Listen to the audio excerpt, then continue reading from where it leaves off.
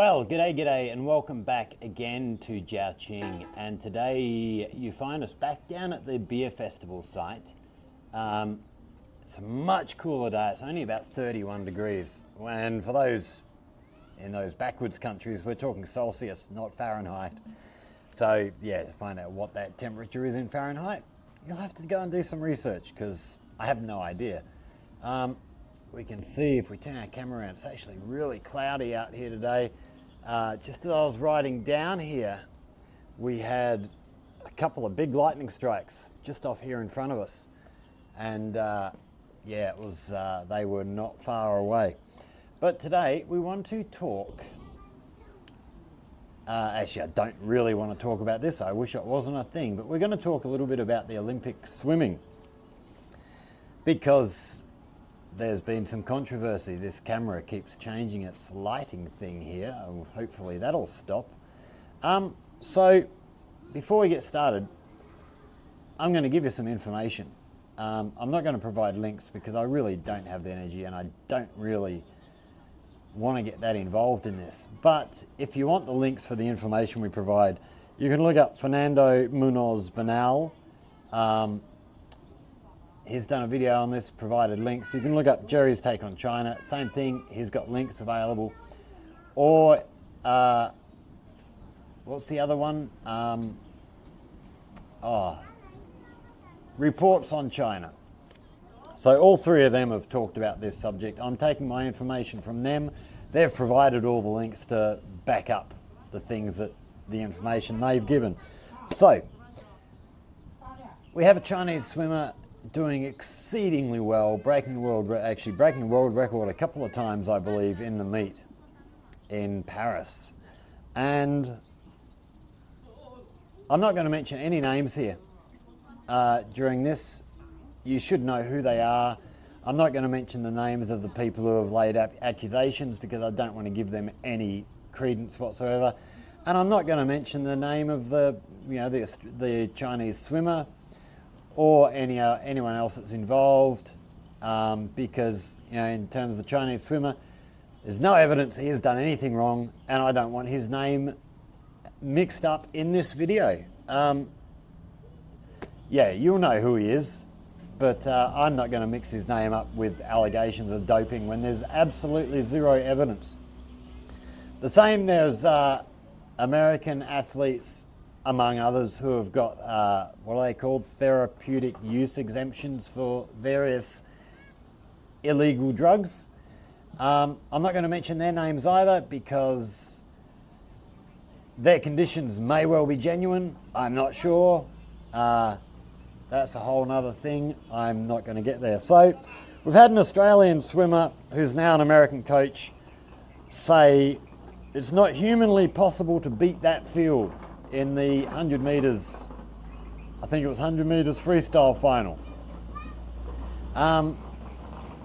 If it's not humanly possible to beat that field, how could anybody have won that race? I mean, surely somebody must have won, or are we looking at a dead heat across the 8 swimmers? I mean, that's a stupid thing to say. Somebody had to win. Just absolutely ridiculous. What he meant to say was it's impossible for a Chinese person to beat a white person, I think. I'm of the firm opinion it was just pure racism, jealousy, whatever you want to call it. So yeah, he's just a total moron. And if it's not possible to sort of do that sort of time as a coach, is he limiting himself? I mean, who'd want to hire a guy that doesn't think you can achieve a certain level? So you may as well fire him straight away. America, send him back to Australia. He's not worth your time. So the Chinese team. I've actually got notes down here. I'm actually working from notes because yeah, there was information here I wanted to get. So all negative tests from this Chinese swimmer. He's been tested, I think it was 29 times last year. He's been 21 times tested this year. in the lead up to the Olympics, all negative. No evidence of any form of doping, drug cheating, whatever. And so WADA, the Chinese drug authorities, the Olympic officials are now American officials have all said, oh, we don't trust any of them. Well, maybe you should be the ones pulling out of the competition then. If you don't trust the authorities, don't bother coming to the Olympics. Pretty simple. The medley team, which apparently did an astounding swim, they had to change their butterfly swimmer. Their original butterfly leg swimmer was ill. They were first after the second leg, third after the butterfly, and back to first with I believe it was a 45.92 final leg. So yeah, the 100 meters freestyle broken down into 45 second range. Incredible. British swimmer, not going to mention his name. Don't want to give these guys any credence. But a British swimmer apparently said you can't celebrate if you're not clean. Well, have you got any evidence that they're not clean? Any at all? Anything? I don't think so. Otherwise, you would have presented it. So, my thing would be shut your bloody mouth. Okay, so USADA claiming China covered up 23 athletes that were caught doping. This was 1 month before the Tokyo Olympics. 23 positive tests. This was, from my understanding, this was at a training event within China. They were tested by Chinese officials. If it was covered up, nobody would have known. They would have just covered it up. But they didn't. They actually approached WADA. They told WADA. They put their findings forward. And contamination was confirmed within the kitchen of the hotel where these, all the same 23 athletes were staying. 23 athletes who ate there tested positive. The rest of the athletes who ate elsewhere didn't test positive. So, it's a fairly... And then that was independently confirmed by a Norwegian team. So it wasn't just the Chinese investigating. WADA didn't actually investigate themselves because it was during COVID, but an independent Norwegian team did go in and conduct an investigation, and I believe it was sort of mentioned by somebody that this was probably deliberate. It was probably somebody trying to contaminate or sabotage your team. So, yeah, that is speculation. There's no evidence of that. So take that with a grain of salt. I'm not entirely sure I believe that. In fact, I'm probably more likely to disbelieve it than believe it because, again, there is no evidence. But I wouldn't totally discount the idea. Okay, so this event, 23 athletes caught with tiny amounts of something in their bloodstream. I can't remember what the drug was. But the Chinese came out, they approached WADA, they told them what was happening, they did an investigation. Norwegian team came in, did an investigation as well beside the Chinese. So are the Norwegians bent as well or what? And then on the flip side, we have USADA. Never told WADA about UF athletes caught and given waivers for their drug cheating if they became informants and told on other athletes. It was admitted 10 years later, but they never named names, and apparently they've never said how many of these people there were, which for me and for others, Jerry and Fernando both said the same sort of thing. It taints the whole American team. If we don't know who these people were, then there's question marks over everybody in that team. So, yeah, it's pretty bad. One example they gave was a swimmer. I think she was Korean American, who claimed she got contaminated through her father's eye drops, which were transmitted to her through bed sheets and pillows, which Jerry and Fernando, I think it came from Jerry, actually said, so what, is this father and daughter sleeping in the same bed together? You know, that's a bit strange. What's going on there? How did this stuff get from her father's pillow into her system? Who knows? Speculation on that. So then the other side, we have therapeutic use exemptions. So this is another thing where I'm sort of two minds. Look, if you've got an illness and you need to take a drug, then you should be allowed to take that drug. But should you also be allowed to compete while taking whatever drug is? You know, I'm not sure. I don't know. But some of the numbers. It's 200 teams in the Olympics, apparently. 63% of all therapeutic use exemptions go to 3 countries: Australia, France, and the United States. 60% of all applications are by the United States. 600 plus applied for, 543 approved. It strikes me as very strange.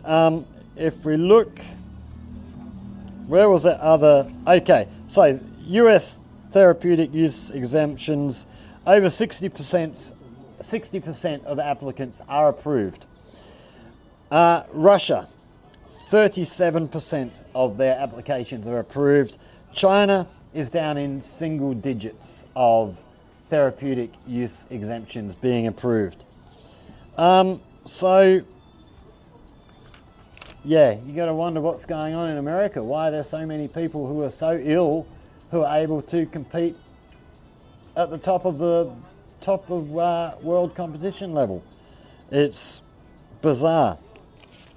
So, drug tests. China last year, 2023, averaged 29 tests per swimmer.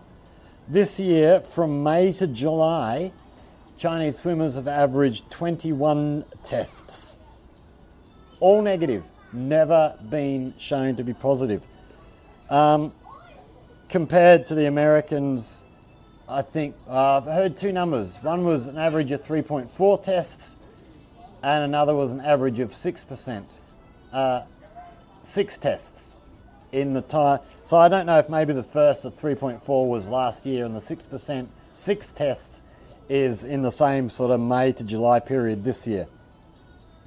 But testing figures, US in the last, I think this was in the last year, tested, you know, I can't say it was in the last year, I can't remember. I should have paid closer attention and written that down. But in whatever the period is, the US tested 6,782 times.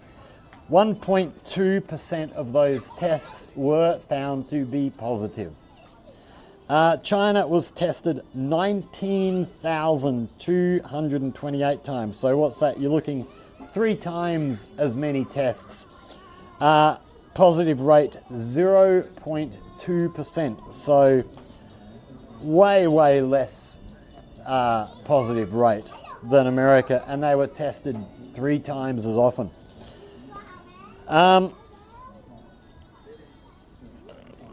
So Chinese swimmers being tested up to 7 times a day between the hours of 5 a.m. and midnight. What does this do to a person's ability to perform, you know, for an elite athlete? Having a test at midnight and then being woken up at 5 a.m. to have another test. That's absolute garbage. Unless all other teams are undergoing the same testing regime, that's just absolute bollocks. And another thing, apparently WADA is not allowed to test US athletes within the United States.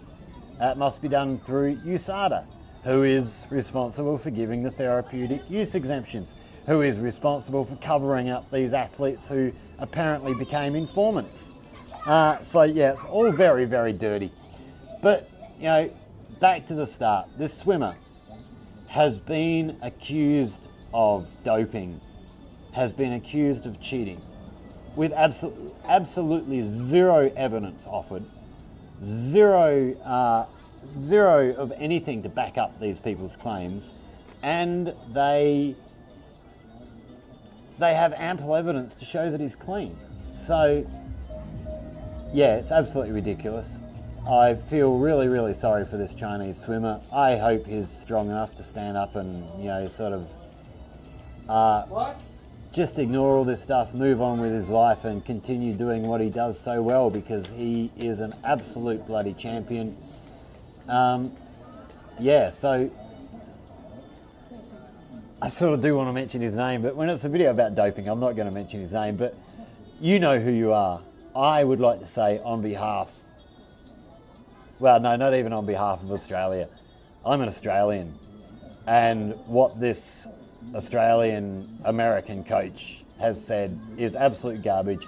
You keep doing what you're doing because you're a champion, regardless of what anyone says. Unless, you know, if you've been doping and someone can provide evidence of that, I'll happily say, yes, deprive you of your medals and whatever else you get from this.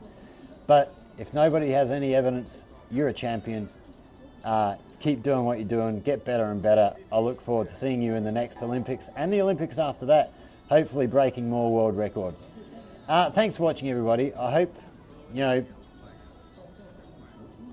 I hope you take some of this and actually look behind what the media is saying, because the media all over the West has not really been terribly honest in its reporting. Dig a little bit deeper, search out your own information. I will link Fernando, Jerry, and the Reports on China channel down below. Go and watch their videos, look up their sources. Go and have a look with your own eyes. But for me, that's all I've got to say on the matter. I hope we don't have to talk about it ever again. Because, yeah, it's just disgusting behaviour, and I'm a bit ashamed that it's an Australian, you know, someone who was an Olympic swimmer himself, laying out these accusations with no evidence. I mean, just shut your bloody mouth, you idiot. Yeah. If you're coaching in America now, go and get American citizenship. Give up your Australian citizenship. You know, I'm sure Australians who believe in a fair go and fairness and all that sort of stuff, they don't want people like you. Go away. Thanks for watching, everybody. Yeah, if you've enjoyed this video, hit that like button, share with friends, subscribe to the channel. If you've got comments about this, if you've got further evidence or information to add, chuck it down in the comment section. If you have anything you would like to learn about life here in China, again, hit us up in the comment section down here. If you come up with a good idea, we'll go away, we'll look at making a video and bringing that to you, because, yeah, my sort of thing on here is to try and show people what life here is like, and that's easier to do if I know what you want to see. So thanks for watching, everybody. Stay safe, and we will see you in the next one. Cheers.